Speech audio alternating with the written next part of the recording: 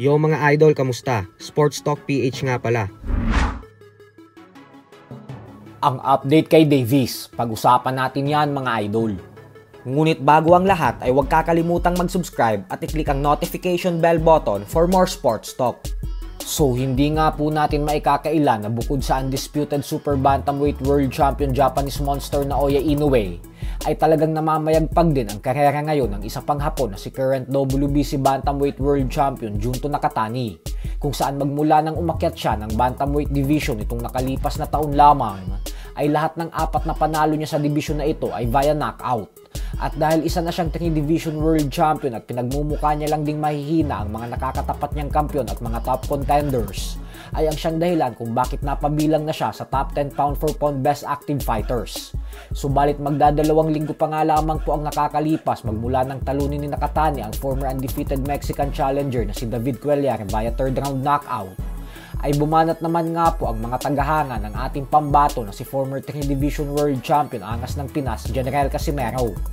Ayon po sa opinyon ng mga fans ni Cuadro Alas, ay kahit ano pa daw na tibay ang ipinapakita ni Nakatani ay hindi daw ito uubra kay Casimero, dahil kawawa lang daw si Nakatani pag si Casimero na ang nakalaban nito.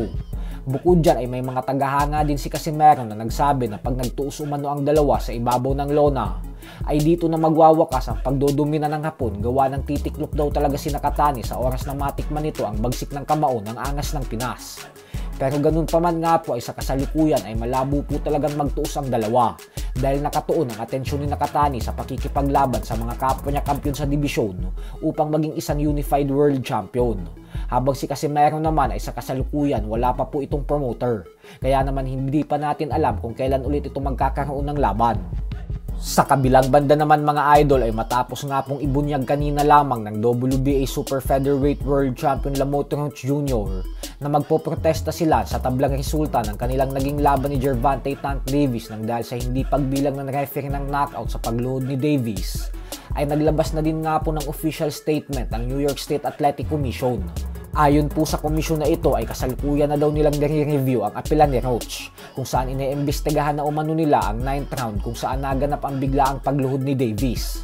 Dagdag pa ng New York State Athletic Commission na sa katunayan umano ay sa mismong laban noong lumuhod si Tank ay humingi sila ng request para sa replay ng video para sana madiktahan na nila kung karapat-dapat ba talaga itong tawaging knockdown.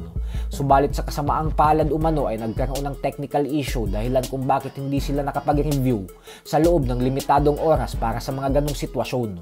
Kung hindi sana nagkaroon ng technical issue, ay pwede na nilang baliktarin ang desisyon ng referee at gawing knockdown yung pagluhod ni Davis.